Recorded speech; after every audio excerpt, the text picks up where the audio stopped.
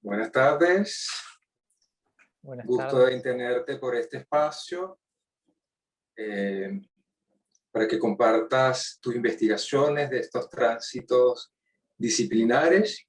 Bueno, estamos hablando desde Chromosonitus, Caracas, Venezuela, con Demian Ruder, que está en Lyon, Francia, y músico que nos va a hablar hoy la voz, la electroacústica en la ópera. Entonces, a partir de esta conversación, bueno, iremos hilando algunas ideas, algunas reflexiones, interpelaciones que nos ha dejado esta pieza de Demian. Bueno, hago la presentación. Demian, tu formación. En Argentina obtuvo 2 diplomados en guitarra, tienes licenciatura en composición en la UNA. En Francia realizó un máster en composición en el Conservatorio Nacional Superior de Música y Danza y un postmáster en la misma universidad. Ha recibido diferentes galardones nacionales e internacionales, entre ellos el de Iván Curis, Reino Unido, en 2020, el Festival de Música Libre en Francia en 2020 también, premio de la Fundación Salavet, Francia, 2019, el 9º Sound Art de Portugal en 2019, concurso internacional de jóvenes virtuosos en Bulgaria, 2019, Music World Canadá, 2017, Fundación Destellos en Argentina, 2017, Matera Intermedia, Italia, 2016, entre otros, ¿no? Demian define su música como una experiencia dinámica y explosiva del tiempo, como una supernova, la noción de una temporalidad irregular, a veces dilatada y a veces contraída, es muy importante en su proceso y en su trabajo de investigación. Bueno, dentro del material que nos ha enviado hay una pequeña introducción para las personas que están conectadas, los internautas en este momento. Y bueno, este video queda grabado y editado en nuestra página de Chromosonitus para revisiones futuras. Una pequeña introducción para luego darte la palabra, Demian, ¿no? Nos compartirás sobre la voz y la electrónica en la ópera, sobre el reciente estreno de su ópera ¿Qué es el amor?, una relectura inspirada en la obra El banquete de Platón. Esta puesta escénica dinámica de relaciones interdisciplinares, donde se generan intercambios de roles disciplinares entre música, video, electroacústica, danza y el libreto, una experiencia sonoro-visual que desde acá, desde una experiencia no vivida, pero reflexionado, articulado todos esos elementos, donde se sumerge al espectador y podría inferir que entra en una cuatridimensionalidad, ¿no? Las 3 vectores del espacio más el tiempo, en la que estos podrían quedar como participantes de la obra, ¿no? O sea, ni al frente ni al lado. Y lo logra con la proyección en algún momento o en gran parte de la obra con el video mapping de 360 grados, donde hay tejidos de contrastes acústicos, electroacústicos, semánticos y asemánticos, en el que el tratado de la voz recuerda, desde esta misma reflexión, a la poesía sonora de las primeras vanguardias que luego utilizaron las tecnologías. Voz que en momentos se hace ininteligible, ¿no? Abstracta, para decir de una manera asemántica, como si se desdoblara para convertirla a través de los distintos matices acústicos y electroacústicos en personajes que interpelan al personaje central en su limitado tiempo, ¿no? Ese dramatismo de tensión y de tiempo. Bueno, en esta pieza que recién estrenó el sábado pasado Rudens en un teatro en Lyon, él tuvo la concepción, la dirección artística, la dirección general, la composición musical y la realización del video. Entonces, después de esta introducción, Rudens, te damos la palabra para que nos converses un poco de qué se trata todos estos elementos que parecieran cuestionar, ¿no? el concepto de ópera, ¿no? Estos desbordes disciplinares. ¿Tienes la palabra? Sí, ante todo quería agradecerles a Chromosonitus por esta invitación y especialmente a vos, Romel, por este espacio. Digamos, es importante todo lo que dijiste sobre la ópera porque, digamos, como charlábamos por teléfono en algún momento, digamos, esta idea de decir, ok, no es una ópera, ¿no? Es una ópera de cámara. Eso nos permitía, ¿no? Desde el principio pensar que los bordes y los límites eran mucho más amplios que si el proyecto fuese una ópera en, digamos, en el sentido más estricto de la palabra, ¿no? La ópera de cámara nos permitía, digamos, jugar un poco más con las mezclas, digamos, y con lo que sería con la multidisciplinaridad. Y desde ya, en un principio, el texto ponía una problemática que era los discursos estaban muy fragmentados, digamos, en lo que es el texto original, y la problemática era cómo se genera un hilo conductor del principio hasta el final para que el espectador comprenda, digamos, una historia o una especie de, ¿cómo decirlo?, una coherencia finalmente lo que es el espectáculo, ¿no? Y el primer reflejo que tuvimos, ¿no? En el principio de este concepto con el equipo artístico, ¿no? El equipo artístico inicial que fue Rocío Canovaligno y Eric Deg. Rocío Canovaligno es una compositora que hizo la escenografía, porque es arquitecta de interior también, y Eric Deg es el libretista que reescribió todo el texto de Platón. La idea principal fue, ok, lo hacemos a Sócrates, un centro danzante, un centro de deseo que va a desarrollarse durante todo este espectáculo de una manera que el espectador va a comprender que hay digamos, un polo principal que todo el mundo, todos los discursos, todos los personajes van digamos, a girar en torno de este personaje que es una bailarina, ¿no? En el espectáculo. Tal vez justo, digamos, antes de entrar en lo que es la ópera en sí mismo, me gustaría, digamos, mostrar ciertos extractos, ¿no? de muy pequeños de otras obras instrumentales, porque Perfecto. el trabajo vocal, digamos, fue complicado para mí porque, digamos, todo mi trabajo anterior era digamos, un trabajo muy intensivo de lo que es la música instrumental, ¿no? Y hacer este pasaje, ¿no? De lo que es la música puramente instrumental a lo que es, digamos, el trabajo vocal, fue muy, ¿cómo decirlo? Muy estresante, tal vez al principio, pero a la vez súper, me enriqueció mucho, me dio, digamos, otros aspectos que yo no sabía que podía realmente explorar, y que la voz, ¿no? Que es un instrumento súper directo en un punto, súper expresivo, y a la vez con ciertas limitaciones, que a la vez estas limitaciones es lo más importante, ¿no? Que tiene como para... Las limitaciones al final son, digamos, nos exige explotar al máximo todo lo que es la expresividad, porque al fin y al cabo a nivel expresivo es un instrumento realmente magnífico, ¿no? Y bueno, justamente antes de entrar en lo que es la escritura vocal, me gustaría mostrarle dos piezas, digamos, instrumentales que para mí fueron importantes y que justo después de escribirlas me dije a mí mismo, ok, a partir de ahora me parece que podría lanzarme en lo que es la escritura instrumental. Bueno, comparto la pantalla con el audio.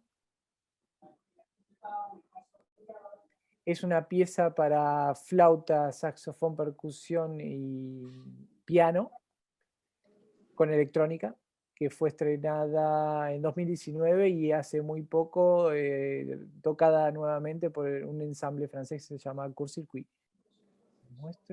Escuchamos.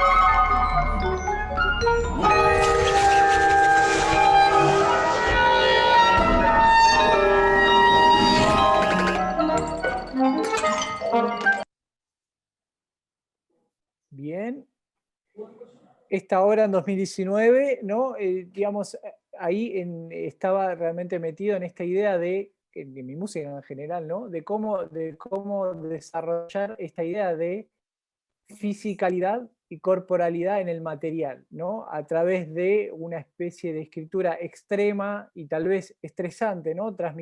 Cómo transmitir el estrés a través de la música, ¿no? Esto mismo me llevó, digamos, en realidad un año, un año antes a esta pieza escribí otra para piano y danza, como para ver el trayecto, ¿no? Que finalmente la ópera, ¿no? Donde el centro principal está en la danza, el centro a nivel escena. Escribí una pieza para piano, electrónica y danza, en donde quería, digamos, continuar, ¿no? En realidad, bueno, continuar no porque la pieza fue anterior, ¿no? Pero en relación a lo que venía escribiendo, esta representación de fisicalidad, tal vez de una manera mucho más literal, ¿no? Porque ahí, en este sentido, cuando vemos la danza, directamente conectamos esta idea, digamos, de cuerpo, de corporalidad del sonido, digamos, en la persona que interpreta, digamos, la coreografía. Escuchamos un pequeño extracto.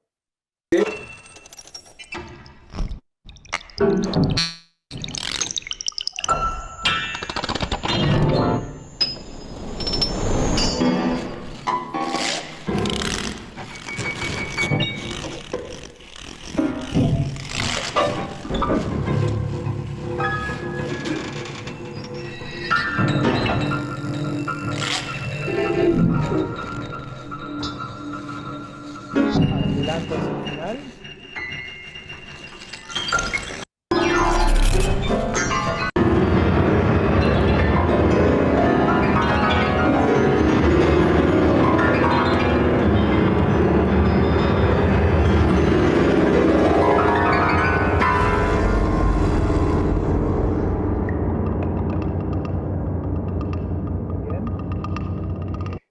¿Por qué muestro esta pieza? Porque, digamos, fue realmente importante porque fue en este momento que conocí a la bailarina, que finalmente fue la que tomó el rol principal en la ópera, que es, digamos, es la que va a tomar el rol de Sócrates, y fue a partir de esta colaboración que la conocí y que decidí, digamos, tomar este proyecto también con ella.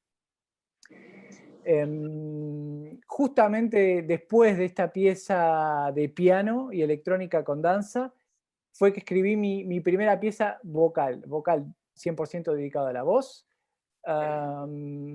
que es una pieza para cuarteto, o sea, soprano, contralto, tenor y barítono. En esta pieza, justo antes de escuchar un fragmento, me gustaría explicarles un poco, digamos, cómo surgió. Dejo de compartir pantalla un segundo. Esta pieza vocal surgió de un proyecto que había con un ensamble alemán que se llama Auditive Vocal Dresden, y, digamos, este encargo para estos 4 músicos, yo tenía total libertad para escribir una pieza. Y no sé si en ese momento estaba un poco nostálgico, tal vez, de la Argentina, que dije, ok, el texto que yo quiero que esté integrado en la pieza, quiero que sea del lunfardo. Es una, para los que no conocen, el lunfardo es una manera de hablar del Río de la Plata, digamos, una especie, podríamos decir, no es la palabra indicada, pero es una especie de dialecto, que podemos escucharlo mucho en los tangos argentinos y también en la música uruguaya. Y ya desde el principio son palabras muy sonoras, muy particulares, pero al mismo tiempo yo sabía que estas palabras al mismo tiempo iban a ser interpretadas por músicos, cantantes alemanes. Quiere decir que al mismo tiempo una palabra que es extraña iba a ser aún más alejada en cuanto a lo que es el significado, obviamente por problemas de pronunciación que no iban a ser perfectos.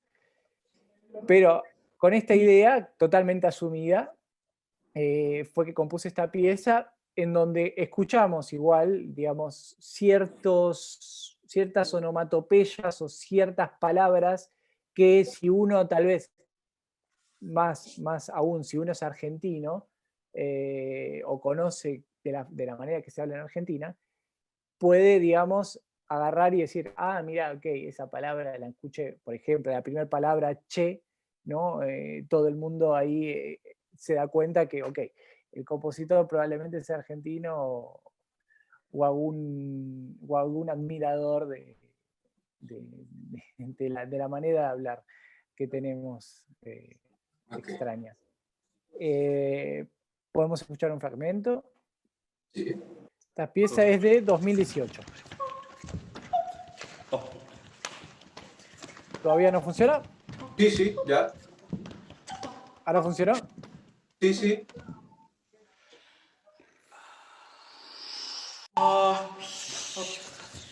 Como el final.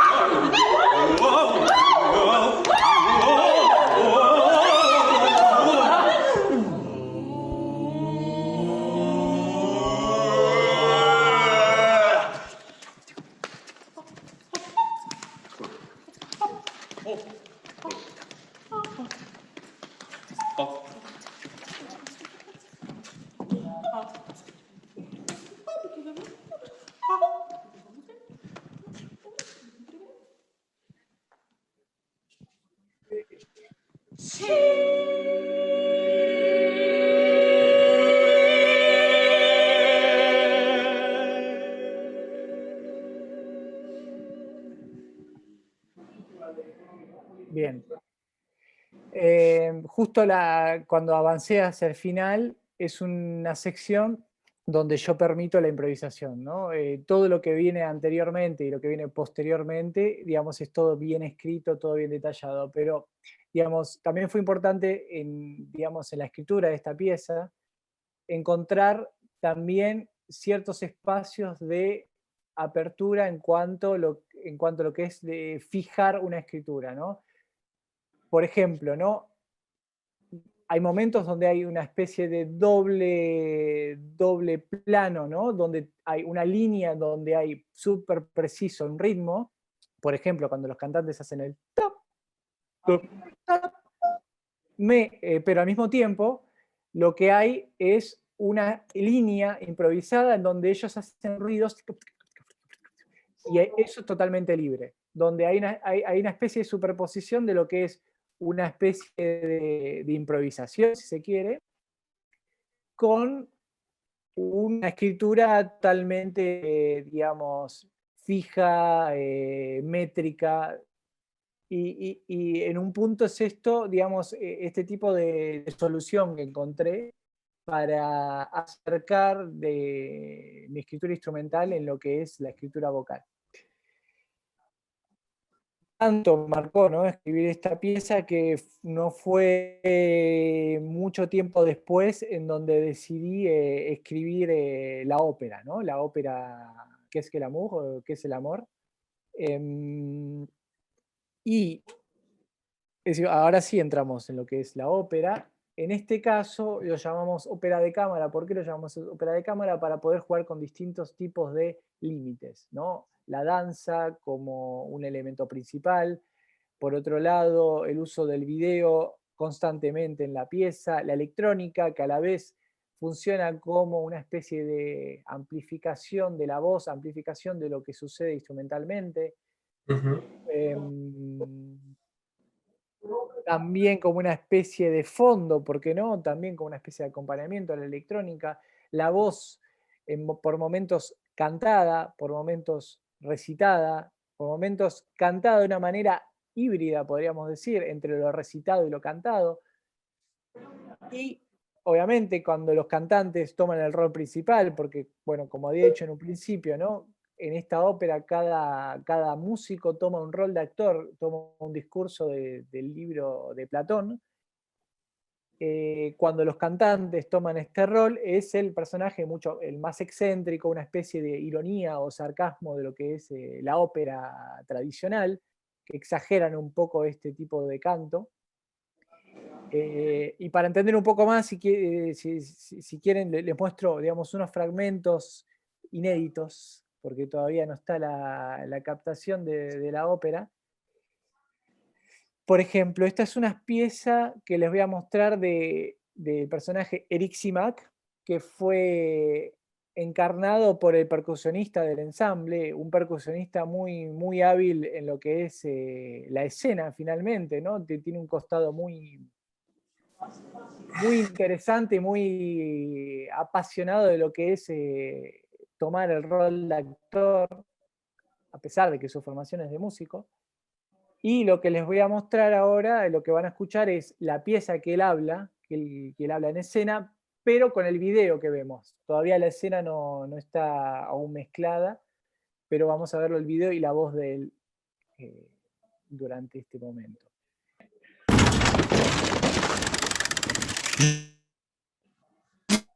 Oui. Des amours, il y en a deux. Deux. Mais un Dieu seul.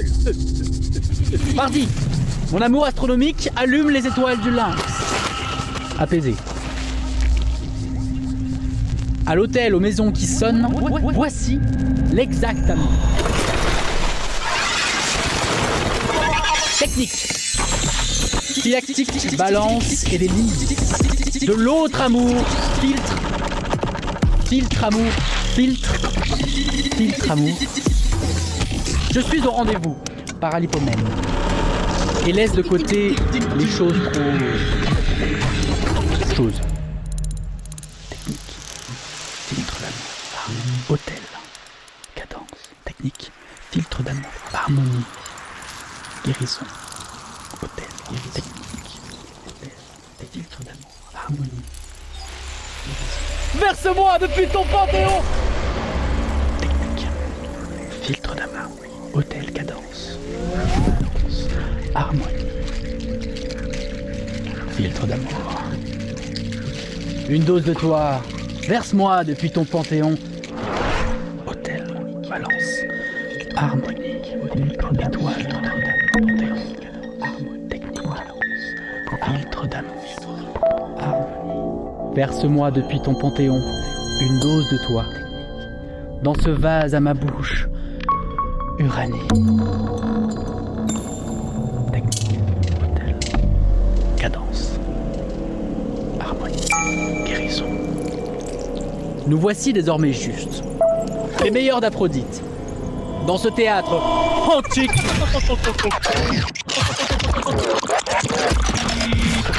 Apte à l'impopulaire chant, triomphant de l'amour famine, des jeux sans jeu et des désastres, loin des poisons. Ahí vamos. Y otro extracto, ¿no? En este caso de lo que escuchamos, el percusionista que habla, en escena, lo que es interesante, que se trabajó mucho con la escenógrafa y con la directora de escena, es que en este momento él no toca el instrumento en vivo, sino que hace una especie de coreografía como si fuese él una especie de mago que hace aparecer los sonidos que escuchamos en la electrónica, ¿no? Una especie de sincronía un poco totalmente una locura, una especie totalmente una locura de sincronía entre cada movimiento que él hace con su cuerpo y lo que escuchamos en la electrónica. Entonces ahí tenemos, digamos, una digamos, un acercamiento a la voz diferente, ¿no? Y él, además, en vivo, por momentos canta un poco más o habla de una manera mucho más exclamativa, ¿no? Un personaje, digamos, particular en la manera de expresarse. Por otro lado, está la pieza de Agatón. Agatón era un personaje excéntrico, que era el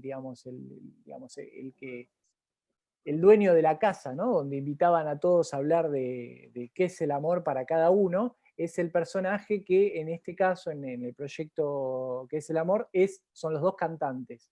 Una especie de personaje doble que hace una especie de eco, que algunos tal vez conocen, ¿no? Hay un mito del andrógino, ¿no? En el banquete de Platón, y este personaje Agatón vendría a ser una especie de eco de esto que sucede en otro discurso. Escuchamos un breve fragmento, sería la voz más... Où est Agathon? La voz más lírica.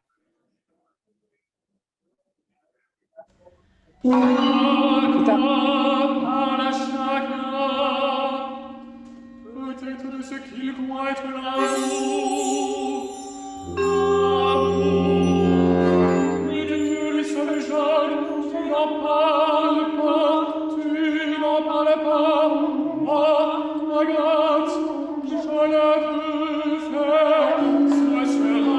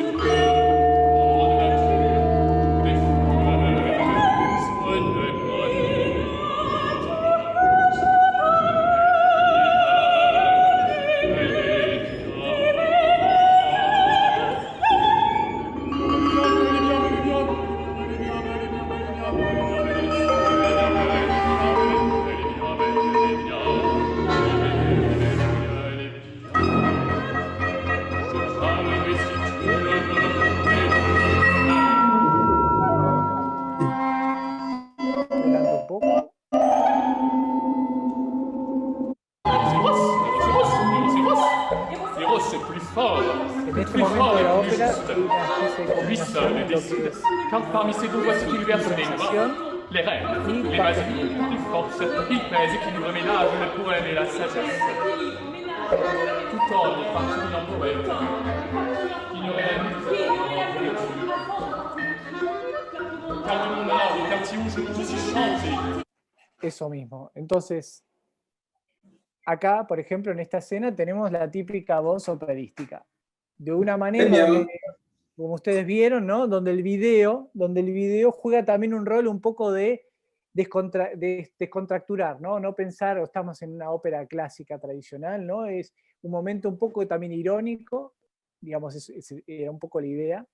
Y además es el personaje que Sócrates estaba con él, era como la pareja, ¿no? Y, digamos, un poco exagerar esta situación y ironizarla para hacer también un contraste, ¿no? Con un texto que es súper denso en el buen sentido, ¿no? Súper cargado de información, súper complejo, y darle también al espectador tal vez algo que es mucho más, digamos, gracioso, mucho más... para mí no es negativo, ¿no? Mucho más quiche, para mí es positivo, ¿no? En este proyecto, ¿no? Genera una especie de finalmente una especie de equilibrio entre todo lo que pasa, el video, la voz hablada, la voz cantada, la voz que es una especie de mezcla, la presencia escénica, súper teatral, bien, y todas esas cosas que pasan. La danza, que es totalmente constante y omnipresente a lo largo del espectáculo. Maravilloso, Demian, porque estamos ante una obra bastante compleja por todo ese cruce de disciplinas, ¿no? Y sobre todo la complejidad de los puntos de encuentro y de cambio de roles que uno no se lo imagina hasta que esté en ese lugar. Pues lo que pueda pasar cuando el músico haga un rol de interpretar como actuar, ¿no?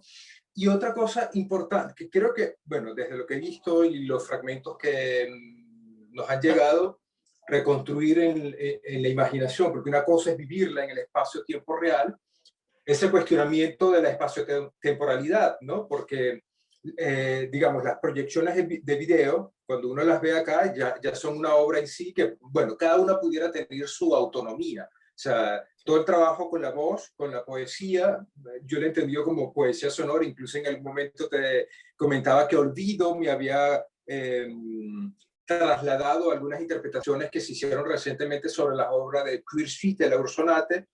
Y todos esos recursos, toda esa sutileza sonora, esa riqueza que le dan allí, no sé cómo saldrá el espectador después de esa presentación de este montaje, que también tendría la dificultad como decirle que es ópera, porque en algún momento el video, la voz, todo tiene protagonismo y es un todo, ¿sabes? Que es difícil ese desbordamiento de las disciplinas hacia esos límites, que no es nada fácil, sobre todo porque hay mucho riesgo, ¿verdad?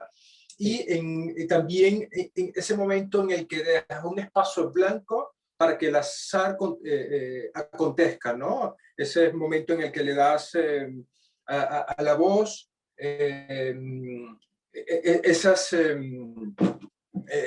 ese nacimiento propio que no está escrito allí, pues entonces le da una riqueza distinta, pues como mucho más orgánica. Sí, sí, sí. Y algo importante que me olvidé de decir, ¿no? El video termina, digamos, teniendo un rol importante también para lo que es la fluidez del espectáculo, porque, por ejemplo, acá no lo vemos, ¿no? Pero en el video vemos salir un personaje del video y entrar en escena. Todo eso estaba calculado también, ¿no? Entonces genera una especie de adentro y afuera, ¿no? Que está completamente, digamos, una relación dialéctica, ¿no? En estos espacios imaginarios, que a la vez es amplificada por la escenografía. La escenografía, digamos, también, ¿no? Hay una especie de anfiteatro que se transforma, que lo van transformando los actores durante el proyecto, y hay objetos que son ofrendas que dan a, digamos, básicamente como a Sócrates, porque todos quieren convencerlo a él. Estos objetos también son dados ahí, son transformados, uno lo ve en el video y uno lo ve cómo lo transforman en escena, ¿no? Entonces genera siempre esta idea de adentro y afuera. Uno finalmente en el espectáculo no distingue la diferencia entre adentro y afuera, ¿no? Que tal vez lo interesante, ¿no? Lo que hace que sea realmente inmersivo la ópera, ¿no? Maravilloso, Demian, de verdad agradecido por este espacio para compartir esta investigación que interpela, que a mí me ha interpelado mucho, me ha hecho muchas preguntas, cuestionamientos, sobre todo lo de los límites, bueno, el trabajo con la voz. Bueno, este es un abreboca, los encuentros sonoros son un abreboca para tocar temas en este breve tiempo, y bueno, ya el tiempo lo tenemos, digamos, cubierto. Luego este video va a ser editado, va a ser colgado para ser revisado, y bueno, seguimos en comunicación, te seguiremos preguntando porque bueno, ya después queremos ver algunos fragmentos de lo que sucedió allí. Así que estamos agradecidos, Demian, Chromosonitus, Carlos Conde y Romer Herbes, por esta oportunidad que nos has dado para reflexionar el abordaje del sonido de una manera distinta, ¿no? Muchas gracias a ustedes por la invitación. Es excelente trabajo que hacen. Bueno, estamos en contacto y ya 2 semanas tendremos el video colgado para compartirlo y bueno, reflexionar a partir de él. Saludos desde Caracas, Venezuela, y bueno, seguimos en comunicación, Demian. Un abrazo para todos. Gracias. Gracias.